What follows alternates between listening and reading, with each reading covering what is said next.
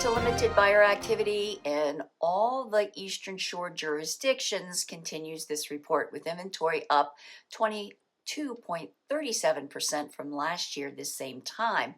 It's Friday, February 21st, 2025. I'm Kimberly Barton, a broker owner of Kinetic Realty. This is the weekly Maryland Eastern Shore report. With inventory at 1,641 currently on the market, plus another 113 homes coming soon, the market has enough inventory to last about 13 months, which is a data point that sellers should know. This report had 140 homes go under contract in 25 days.